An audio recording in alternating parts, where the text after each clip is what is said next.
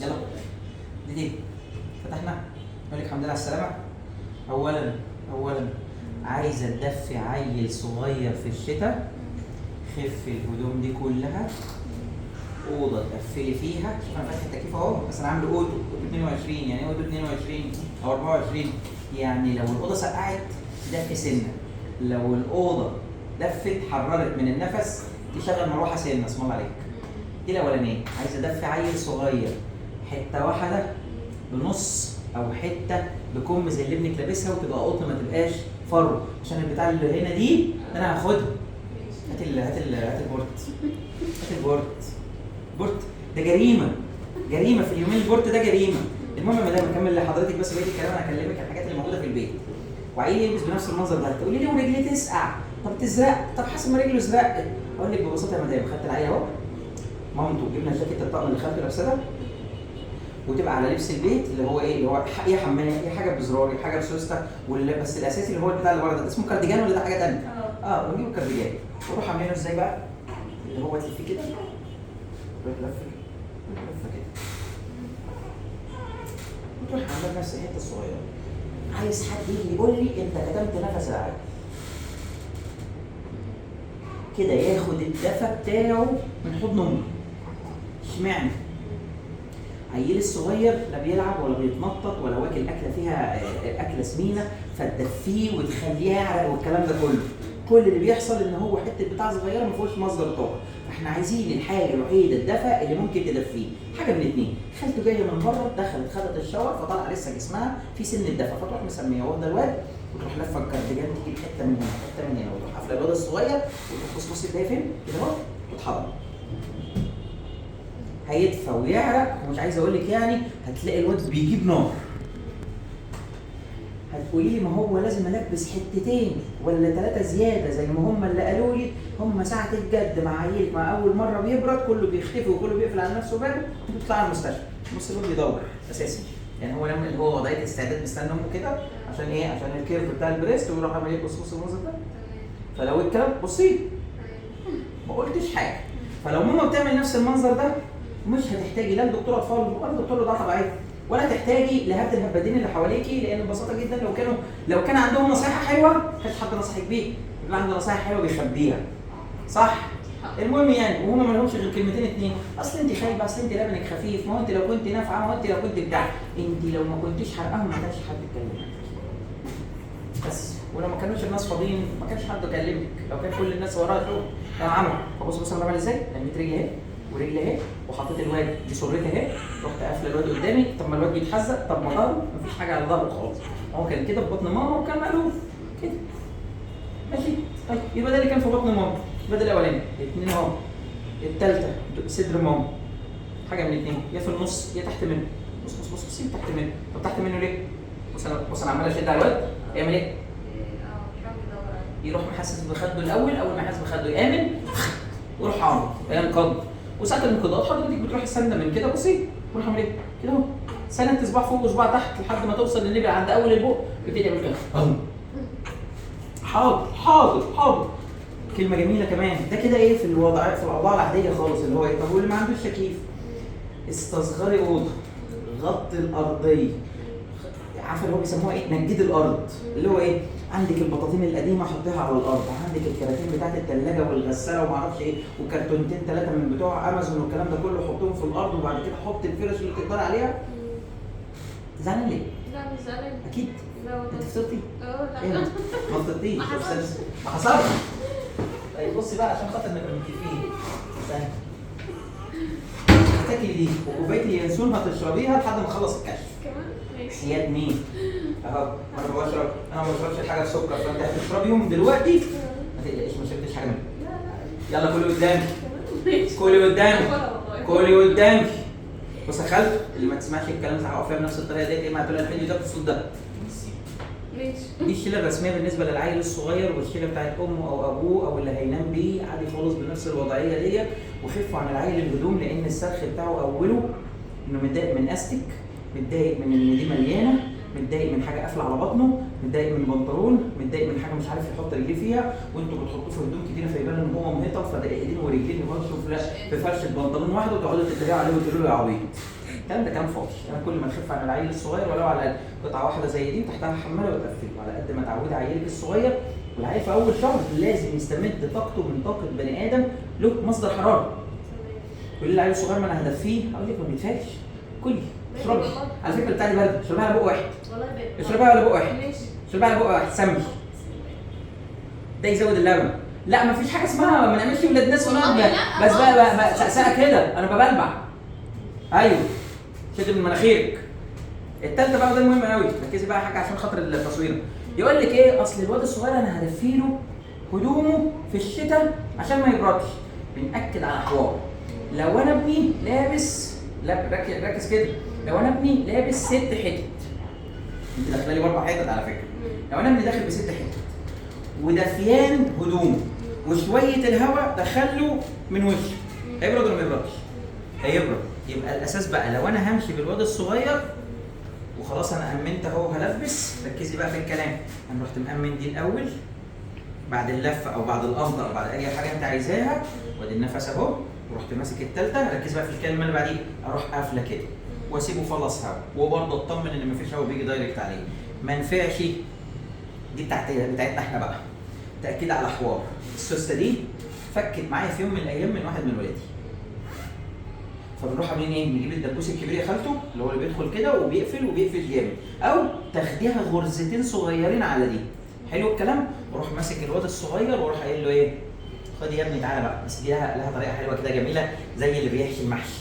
اللي هو انا رحت ماسك الواد اهو ورحت مدككه ومدخله جوه. يقول لي طب ما ليه الغلبه ما تقفل السوسته؟ اقول لك ما احنا اساسا كنا ربطنا السوسته دلوقتي، بس دلوقتي بقى هاني بغرق. بصي دلوقتي بقى ركزي. الحوار مهم قوي. تعالي بقى انا بقى ماشي. فين نفسه؟ ها واروح اعمل كده يا بابا واتحرك بيه. فين نفسه؟ فين نفسه؟ شايف؟ جايبه صورته بنفسه؟ انت هتموتي من كتر جمال البتاع. فده اهي كده. فالبورت بينتشر كده يابا. اروح ماسك الواد فانا بقى عايز اطلعه. بصي ها سيبه كده، عايزه اصوره صوره. سوري.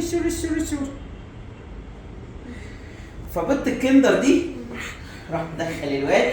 مسكته منين بقى؟ كان في فيديو انا كنت لسه عامله امبارح، ورحت منزل ايدي من قدام الحفاضه ورحت ماسك وركه ورحت مقشر دي من عليه. تاني ايه طلع. فلما تيجي تقولي لي دي يبقى نايم جواها ملط وما يطلعش ويدخل ويطلع فيها. الثانيه قطعه لطيفه وتحتها الحمام، تحتها بكم، تحتها بنص كم، عرق قفل عيل صغير. اول ما دخلت رحت قايل حط ايدك على قفاه كده، العرق بزياده دخله في حمام ونيل، دخله في السرير بالليل ويطلع لما يجي يبكي تقولي ما هو بيعيط، اروح قايل لك العياط بتاعه او العيطه بتاعته دي كلها على بعضها. كملي انا بسال الزبون عشان تشربي. لا انا عندي اللي بتدخل يا هتاكل يا هتشرب يا هتسمع كلمتين بس. انت بتعرفوا تعملوا فيها كده؟ ما تعرفوش ولا ما تقدروش عليها؟ ما تعرفوش. عرفيه بس شخطه واحده في التليفون. اشربي يا ابله هنجيب لك حد يشربك ولا ايه؟ انت شاطره. خدت بالك من الماسكه؟ تمام. بس ابنك سكت. اللي احلى منها كمان اللي انا بقول لك عليه، طول ما احنا قاعدين ميه احسن ما اغسل. وانا بغسل ايه؟ بغسل فين؟ طب انا غسلت له الحمام. بصي الحوض لو انا هحط على الحوض طبق الميه، املى اجيب الجرده اللي احنا بنقعد نلعب بيه في الرمله بتاع المصيف واكب منه على الواد الصغير. ما تستنيش موضوع الحنفيه والكلام ده كله علشان خاطر الحنفيه بتعلى عندنا بتعلى مره واحده. انا بتلسع. فالمهم الثانيه انا لسه مصمم من اسبوعين ما راح حاجه مره واحده. كنت لسه ظابط السخان ولسه بفتح والموتور حي وما نزلت حرقت ايدي. المهم يعني الثانيه بقى ده المهم طبعا. ما ينفعش ان انا اقلع كده احسن ناخد مخالفه. اللي انا بعمله بص الماسكه بتاعتي اهي. لسه هكلمك على القشر بقى بالمره. كده اهي داخل بيه تحت الحنفيه او تحت الطبق وحد بيكح. بص كده ده بالصابون. بص ايدي فين كده. وبعدين في نفس المسكه ببل ايدي بقى ده كده ميه جري، لكن ده كده واروح جايب فين. بص الشيله دي اهو رحت ماسك ومسكت تحت باطه، لان تحت باطه ممكن تلاقي هو واقف فركه ورحت عامل كده كمان. يبقى انا كده عملت دول. فانا بعمل بايدي، جبت سفنجه، جبت منديل، جبت حاجه حاطط فيها بيبي اويل ولا الكلام ده كله، وقعدت اعمل عشان خاطر القشره دي ما ينفعش تقعد 15 يوم من غير ما تتفاق، والتنايات اللي موجوده بتاعت رجليك. ما هي الفكره كلها انت هتحمل كل قد ايه؟ انت لو عملتيها مرتين في 15 يوم، احنا بنتكلم كل يوم. وبعدين خنشرت المناخير، احنا يعني فين لا اللي موجوده دي هاتي وانا هعملها لك في نفس الوقت. سريع خلاص. لا خلصنا اهي. اديني بس، لا ما تصوريش انا خلاص اهو. مش احنا مسكناها اهو على نفس المسكه. لا بصي دي تعور، اللي بالجزء اللي هي المقطوع ده تعور، المفروض اهي اللي هي دي. لكن اللي بتبقى فيها حته مثلثه بتظبط معانا. بس لو زنقتها طوارئ هفهمك بتعمل ازاي.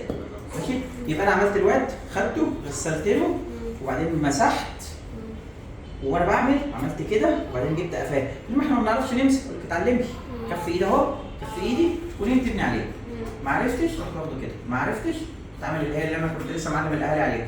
قلت لهم ايه؟ قلت لهم انا مسكت العين من وركم ورجمته كله على ايدي وخدته اهو زنقته عليا. حلو الكلام؟ طيب صلي على النبي صلى الله عليه وسلم. انا ابن اهو نفس الشيء، ريحت ايده عليا قاعده كومب اهو، الواد اهو تمام. اي نوع علشان خاطر ما حدش يقول لك اصل لازم ولازم.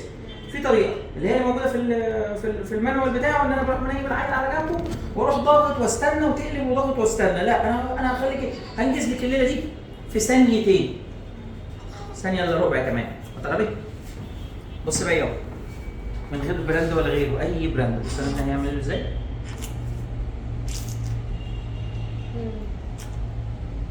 بخاف اعملها اهي ولا تخاف اهي مقلوب.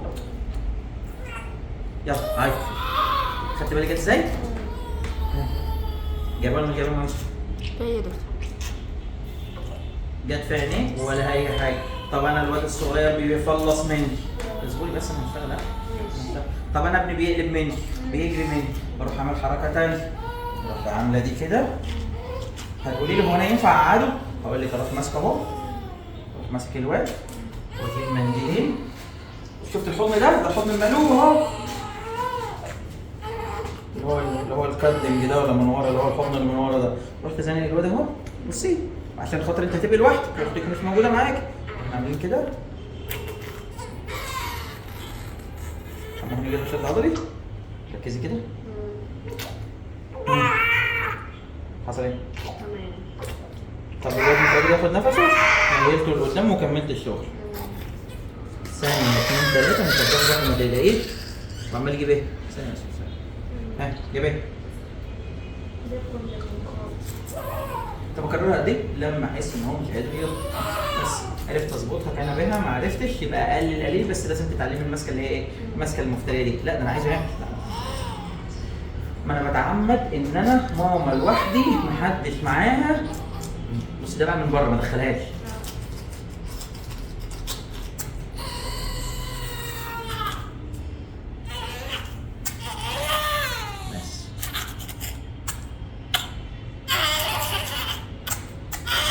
من بره خالص علشان خاطر دي اكبر من مقاس مناخير. بس خلصت. سهله ولا صعبه؟ هي سهله. اشربي. لا اشربي وتزنقي حمام قبل ما تروحي. خلاص التفاح. يلا بصي بقى، مسح اللسان دي اخر حاجه. عندك الضوافر، انا بصيت على ايدك. لا عندك ضوافر. مسكت اللسان اهو، طبقت المنديل، جايب اللسان اهو، دخلت نص عقله بس اهو. يبقى انا كده جبت اللي على اللسان. كلمة السر هنا معيلي لقدام وراسه مستواها اقل منه سنه صغيره، وتخبط على قد ما اقدر. بعد ما المخاط ده نزل تلاقي صوت المناخير عالي سنه، بس هتلاقيه بعد ما خلصت خالص. ركز بقى في الكلمه. اروح جاي قالب كده واسمي عليه واحطه في الكارديجان بتاع خالته تاني. كده يا دكتور انت تعرف الكلام ده؟ امال بس يعني فهمت حاجه؟ تمام. ادينا خلصنا 3/4 الشغلانه. يلا بقى ننزل الواد اللي كان يلا.